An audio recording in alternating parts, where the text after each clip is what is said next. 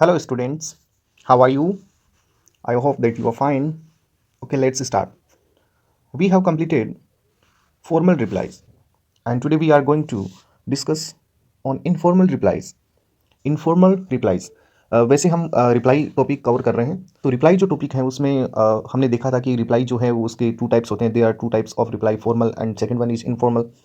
Formal और informal उसके दो टाइप्स होते हैं. ओके. तो फॉर्मल रिप्लाई का हमने एक्सेप्टिंग देखा था, डिक्लाइनिंग वो कंप्लीट नहीं किया. उसको भी हम कंप्लीट कर लेंगे. पहले इनफॉर्मल रिप्लाई हम देख लेते हैं, बाकी वो उसमें कर सकते हैं. वैसे मैं इसमें साथ में ही समझा दूंगा. ओके. इनफॉर्मल रिप्लाईज, इनफॉर्मल वे में हमें रिप्लाई करना है. फॉर्मल वे जो वो डिफरेंट होता है, उसका पैटर्न भी अलग रहेगा और उनकी लैंग्वेज भी अलग रहती है. इनफॉर्मल लैंग्वेज फ्रेंडली लैंग्वेज होती है, जो हम अपने जो रिलेटिव्स हैं या अपने फ्रेंड सर्किल हैं उनको ये रिप्लाई करते हैं हम. उन्हीं से हमें इनविटेशन आता है और उन्हीं इनविटेशन को हम एक्सेप्टिंग करते हुए या फिर डिक्लाइनिंग करते हुए हम रिप्लाई देते हैं कि भी हम आपका इनविटेशन एक्सेप्ट करते हैं, हम आपके इनविटेशन को एक्सेप्ट नहीं कर सकते, कोई रीज़न है उसके अकॉर्डिंग हम एक्सेप्ट नहीं कर पा रहे हैं. ओके. तो ये इनफॉर्मल रिप्लाई है. ओके. सबसे पहले हम क्वेश्चन रीड कर लेते हैं. हम दोनों देखने वाले हैं आज, दोनों कवर कर लेंगे, एक्सेप्टिंग और डिक्लाइनिंग ये invitation. Okay. You have received an invitation letter from your friend Reena to attend her birthday party on 28 March 2022 at 9 p.m. at 5-star hotel. Write an informal reply accepting the invitation. Okay. Informal reply जो है उसमें हमें एक address भी देना होता है. तो क्वेश्चन में क्या एड्रेस है? क्या आपका एड्रेस है? नहीं है. जो रिसीवर है उसका एड्रेस है, सेंडर का एड्रेस नहीं है. You have received an invitation letter, आपका नेम भी नहीं दे रखा इसमें, आपका एड्रेस भी नहीं है, लेकिन फिर भी हमें खुद का एड्रेस लिखना है.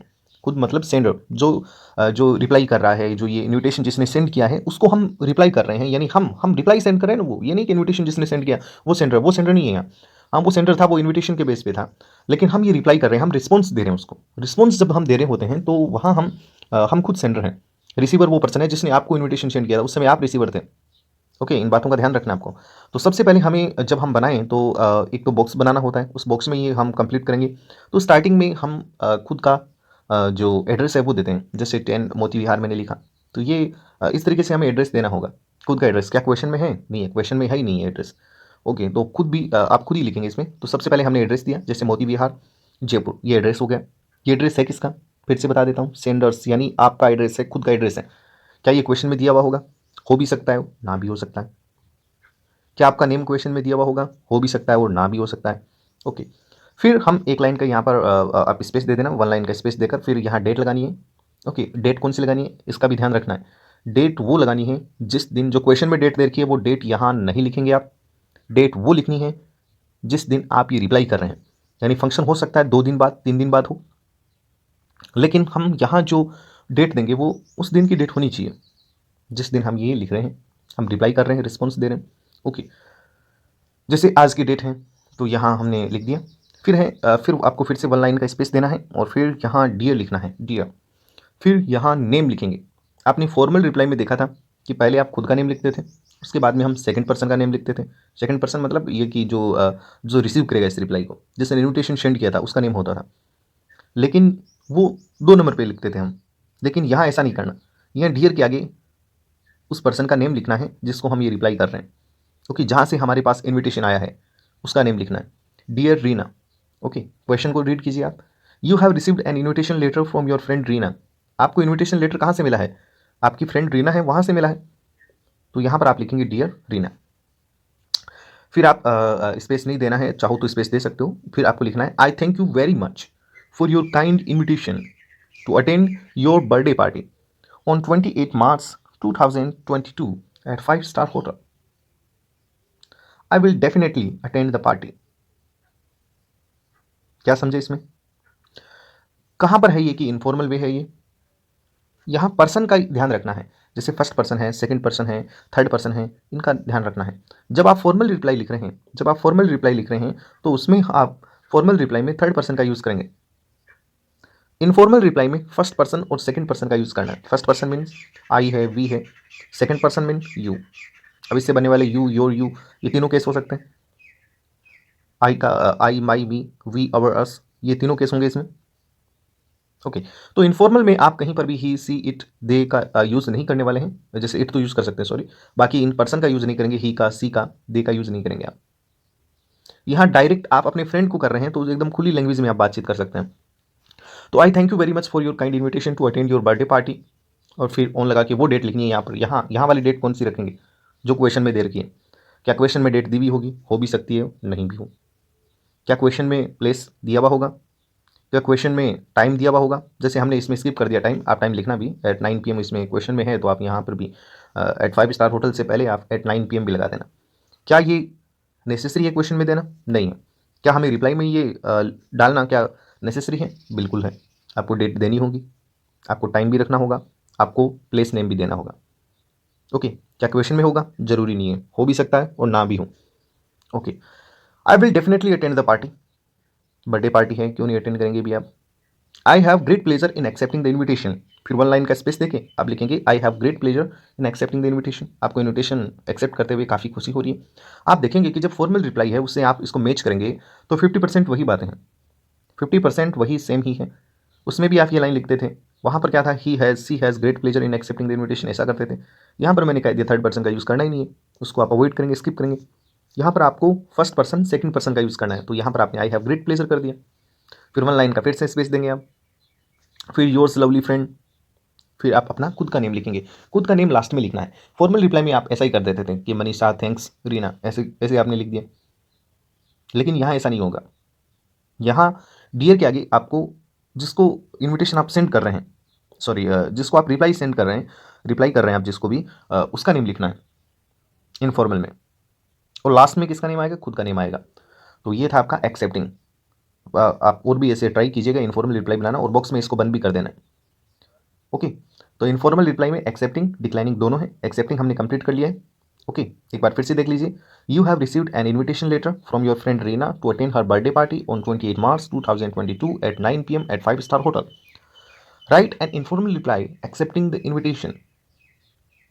एड्रेस दिया 10 मोती विहार जयपुर, फिर वन लाइन का स्पेस, फिर डेट 26 मार्च, डेट वो लिखनी है जिस दिन आप ये रिप्लाई कर रहे हैं। फिर से वन लाइन का space, dear Reena, again one line space देना है। I thank you for your kind invitation to attend your birthday party, ऐसे आप उसमें लिखेंगे। जो भी फंक्शन नेम है, फंक्शन नेम लिखना है यहाँ पर, डेट भी देनी है, और टाइम भी रखना है। इसमें क्वेश्चन में टाइम दे रखा था 9 PM, इसमें मैं भूल गया, ये इसमें आप नोट कर लेना। टाइम भी क्वेश्चन में नहीं हो टाइम, लेकिन फिर भी यहाँ आप टाइम लिखेंगे। इसमें तो दे रखा है, फिर भी नहीं लिखा, लेकिन लिखना है। I will definitely attend the party, फिर वन लाइन का space. I have great pleasure in accepting the invitation, accept कर रहे हैं तो एक्सेप्टिंग में ऐसे लिखेंगे आप, और फिर आप वन लाइन का स्पेस देखिए, योर्स ट्रूली फ्रेंड या लवली फ्रेंड, या ओनली योर्स लिख सकते हो, योर्स करके सीधा नेम लिख सकते हो। ये लवली फ्रेंड, ट्रूली फ्रेंड ये लगाने की कोई जरूरी नहीं है, डायरेक्ट आप योर्स लिखो और फिर अपना नेम लिख दो नीचे। Next question, you are Anjana Gupta. You are Anjana Gupta. Your friend Nidhi has invited you to attend her ring ceremony. Right an informal reply declining the invitation. आप अंजना गुप्ता हैं, आपकी फ्रेंड निधि है, उसने आपको इनवाइट किया है, उसकी रिंग सेरेमनी है, आपको इनफॉर्मल रिप्लाई करनी है, वो भी इनविटेशन को डिक्लाइन करते हुए, यानी आप जा नहीं पा रहे हैं। कोई ना कोई रीज़न बताना होगा कि क्यों नहीं जा पा रहे हैं आप। डायरेक्ट ऐसे तो मना नहीं कर सकते कि नहीं नहीं मैं तुम्हारी रिंग सेरेमनी है उसमें मैं नहीं आ सकती, ऐसा तो आप बोल नहीं सकते उसमें। ओके। तो देखिए कैसे बनाना है, वही पैटर्न सेम ही रहने वाला है। सबसे पहले आप एड्रेस देंगे स्टार्टिंग में, वो भी एड्रेस खुद का होगा, सेंडर्स का एड्रेस होगा, जिसको सेंड कर रहे हैं उसका एड्रेस नहीं, जो सेंड कर रहा है उसका एड्रेस, सेंडर्स एड्रेस। 10 वैशाली नगर जयपुर, फिर वन लाइन का स्पेस, फिर यहाँ डेट देनी है, डेट वही जिस दिन आप ये रिप्लाई कर रहे हैं, 26 मार्च 2022 मैंने यहाँ लिखा। फिर वन लाइन का स्पेस, डियर निधि, निधि से निधि ने आपको इन्विटेशन सेंड किया था, वहाँ से इन्विटेशन आपको मिला था।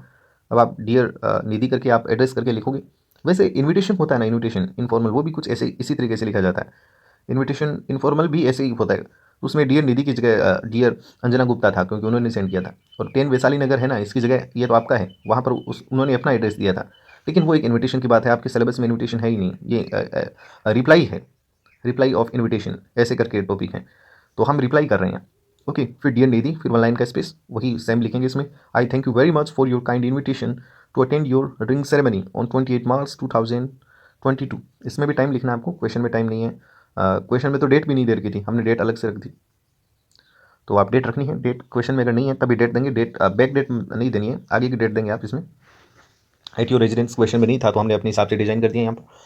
बट आई रिग्रेट, ये लाइन क्योंकि आप डिक्लाइन कर रहे हैं ना, but I regret, regret means अफसोस होना, दुख होना, लेकिन मुझे दुख हो रहा है। आप रिग्रेट की जगह कुछ अपने हिसाब से भी लिख सकते हो, I am sorry, I am very sorry, ऐसे भी लिख सकते हो। That I am unable to attend it, ये तो मैंने अपने हिसाब से लाइन लिखी है, आप अपने अकॉर्डिंग भी कुछ लिख सकते हैं इसमें। But I regret to being unable to attend it, लेकिन इसको अटेंड करने में मैं अनेबल हूँ, इसलिए मुझे बहुत दुख हो रहा है। I am sorry that I am unable to attend it.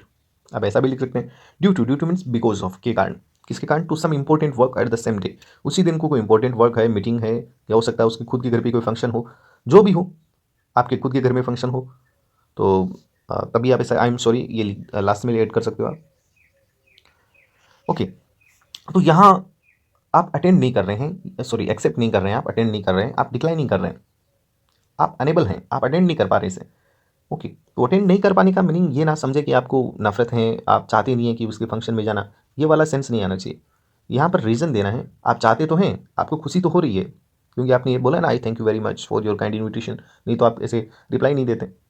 आप ऐसे बोलते ही नहीं, आप ये कहते हैं नहीं नहीं नहीं, तुम्हारी शादी है तो तुम्हारी सो रिंग सेरेमनी है, तो इसका मतलब हम तुम्हारी रिंग सेरेमनी में नहीं आएंगे, ना तुम्हारी शादी में आएंगे, कहीं कभी आएंगे नहीं हम, ऐसी वाली फीलिंग, ऐसी वाली सेंस नहीं होना चाहिए इसमें। इसमें आपको हैप्पी आप फील कर रहे हैं इसमें, लेकिन आप जाना भी चाहते हैं, क्या करें, आप सैड हैं, आपको रिग्रेट हो रहा है कि उसने हमें इनविटेशन सेंड किया, हमें इनवाइट किया, हम नहीं जा पा रहे हैं। तो रीज़न है, कोई ना कोई रीज़न है, हो सकता है आपकी खुद की रिंग सेरेमनी हो, या फिर हो सकता है खुद के घर में फंक्शन हो, कोई भी रीज़न हो, इंपॉर्टेंट वर्क का आप बता सकते हैं। ओके, तो इस टाइप से आपको लिखना है इसमें।